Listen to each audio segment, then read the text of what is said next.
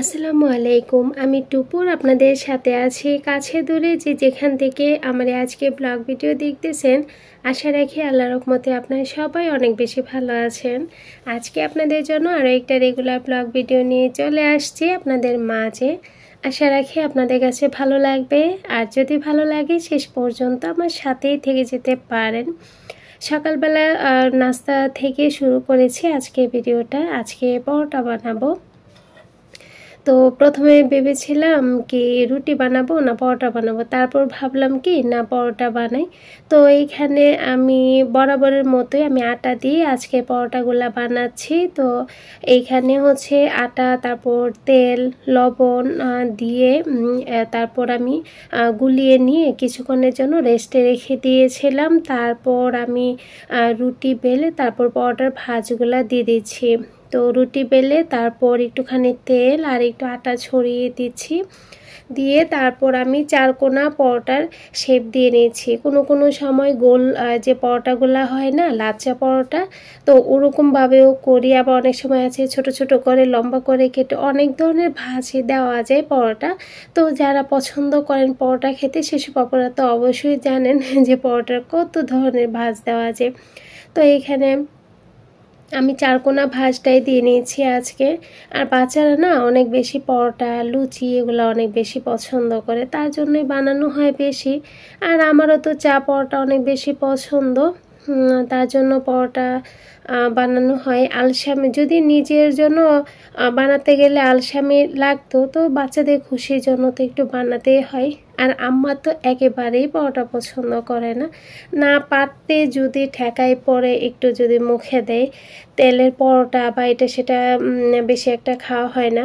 তেলের মধ্যে আম্মাকে দেখে আগ্রহ করে যে কি বলে ওই যে ডালের বড়াটা ওই যে কম তেল দিয়ে একটু চ্যাপটা করে যে বানায়, ওটা একটু দেখে একটু আগ্রহ করে খায়। তা না হলে আমার তেলের কোনো খাবারের প্রতি দেখি যে আমার ওরকম একটা নাই, বলে তোরা বানিয়ে খা, আমাকে দেওয়ার দরকার নাই, এরকম আর কি।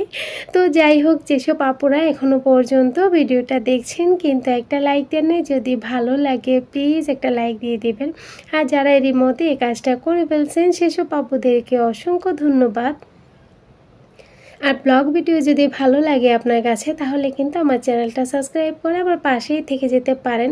প্রত্যেক দিনে কাজ টাজ রান্নাবান্না এই সাধারণ সিম্পল কাজ এগুলাই আপনাদের সাথে শেয়ার করে থাকি আর কি। তো এইখানে আমি পরোটার ভাঁজগুলো দিয়ে একটু তো অবশ্যই রেস্টে রাখতে হয়, তো রেস্টে রেখে দিয়ে তারপর চলে আসছি যে মধ্যে আর কি বলে বিছানাটা গোছানোর জন্য।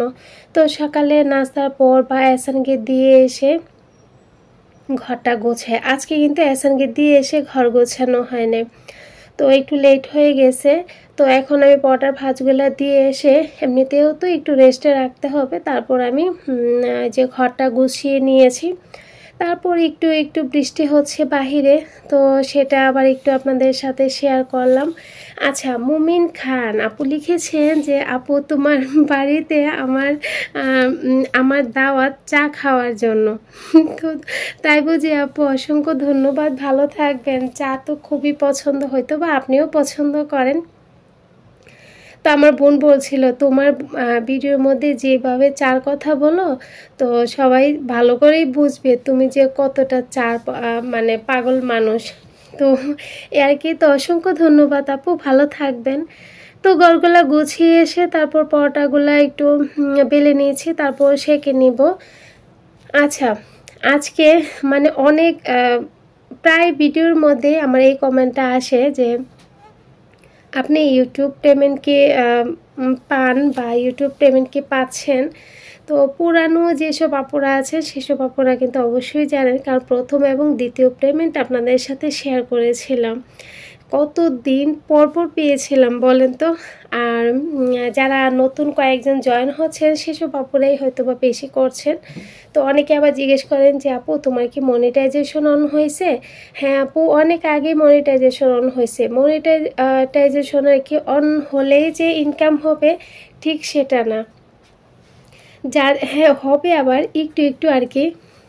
100 সেন্টে কিন্তু $1, এই যে দেখেন, মানে অনেকেই ভাবে হয়তো বা ইউটিউবের যে ভিডিওগুলোর মধ্যে হয়তো বা অনেক ইনকাম আসে, তো যাদের বেশি বেশি ভিউ হয় তাদের আসে।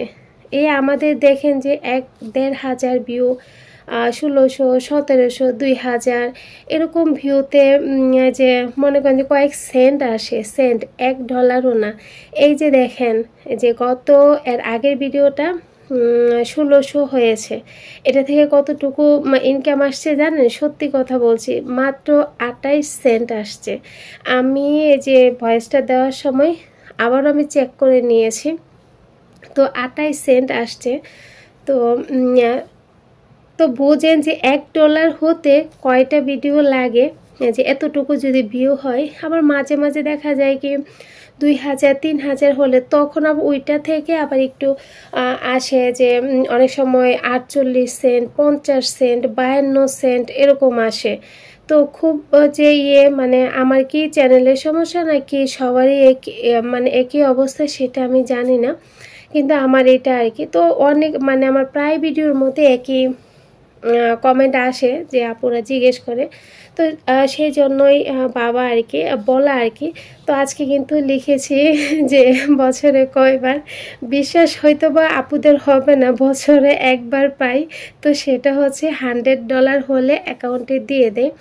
যারা চ্যানেল আছে সেসব আপুরা অবশ্যই জানবেন যে $100 হলে দিয়ে দেয়। ওই যে সেন্ড হতে হতে একটু একটু করা জমা হয়, সেটা যখন $100 হয়ে যায় তখন আবার ওনারা আমাদের অ্যাকাউন্টে আর কি দিয়ে দেয়।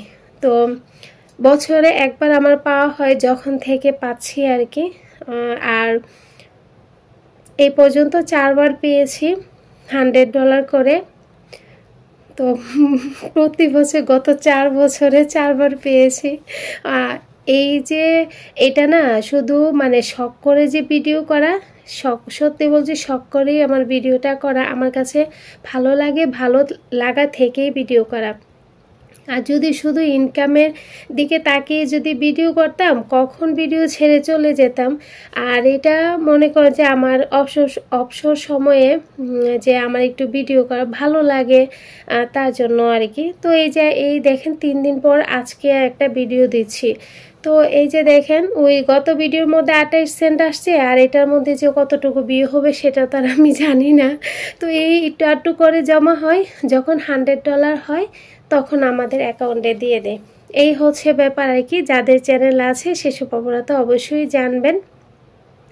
আর ভিউ যাদের ভালো হয় তো তাদের লাগতো ভালো। আর আমার চ্যানেলটা না রিচ ডাউন বলতে পারেন একটা চ্যানেল, কারণ একটু সময় একটু ভালো থাকে, আবার একটু সময় একটু কম থাকে। আবার আপনাদের ভাইয়া যখন আসে তখন আবার আমার ভিডিও একটু বেশি দেওয়া হয়। এখন আবার আপনাদের ভাইয়া চলে গেছে, দেখা যায় কি 3 দিন পর, 4 দিন পর, 2 দিন পর যখন পারি তখন ভিডিও আর কি করে আপনাদের সাথে শেয়ার করি।